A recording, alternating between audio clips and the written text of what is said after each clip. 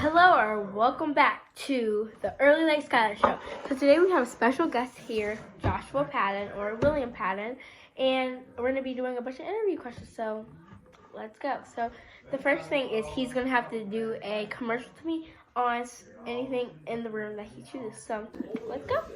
I think it's ideal for a kitchen setting. Whereas if you're sitting at the kitchen table the way we are, our line of sight is perfect. We can sit here with our coffee or our meal or sandwich or whatever, and we can see the screen, hear the participants on the programs, the music, and it makes you more focused. No, it's not a 75-inch screen or anything like that, but with the background symphony noise. But this is something that really holds your attention. And I think that makes me focus on what I'm hearing. So the best time about it is when I come down in the morning before I go to work, and I sit here and I have a small meal and I drink my morning coffee. And I want to catch up with what's going on in the world. And this television fits the bill for me. I would heartily recommend it to anyone to get a countertop TV if they have a nominal size kitchen countertop where they're viewing, say, no more than 8 to 9 feet away from the actual screen. That way you get a sense of focus or purpose in giving your undivided attention to receiving information that you have missed overnight. Okay, so that was a remarkable reply from William Patton or Joshua Patton. He gave me all the details about the TV. He gave me why I should get it, and he gave me what I would benefit from it. So I rate that 100 out of 10. So let's go to the next thing. So our next question is going to be about what does he think about the football championship coming up tomorrow? So let's get right to it. Thanks, Scholar. This is the time of the year when most of America turns to the National Football League's championship playoffs. And this week, as a matter of fact, tomorrow is wild card weekend, where you're going to have 6 games to be played.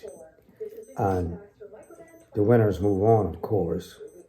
But in the initial rounds, it can be a catchy situation because we don't know how Las Vegas is dealing with this or Atlantic City is dealing with this. But nevertheless, let's deal with how the average football fans will deal with it.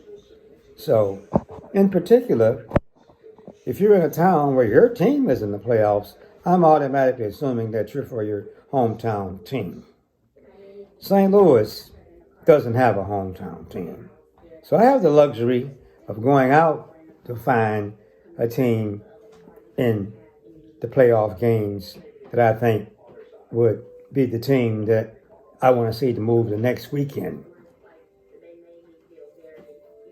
And the team I'm picking are the Seattle Seahawks. They've been in the playoffs on a consistent basis, so to speak, the last 6 or 7 years. They've made entry into 2 Super Bowls, winning one and losing the other, both time against formidable opponents. But most sports journalists, writers, broadcasters, ex-players who are in the booth, they speak about how teams have to have a quality quarterback and a staunch defense. My theory is that if you have a meeting of the minds of the 2 slots, quality quarterback and average or more better than average, you have a better chance to move on in the playoff round, the wild card playoff round. But as you move up in the rounds, then your weaknesses will be revealed by the character of your next opponent, who will be a higher seeded opponent, especially when you're thinking like of the conference winners who had top seeds and who got buys for the weekend, which gives them an extra week to prepare their team with new strategies, relief from physical injuries, things of this nature. We're all aware of what they are.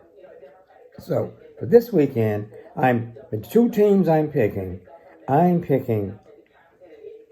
the Baltimore Ravens in the AFC and the Seattle Seahawks in the NFC. And I'll see you next weekend. Okay, so that was a remarkable reply by William Patton or Joshua Patton. So, yes, thank you for watching the Early Late Skylar Show, and tune in next time.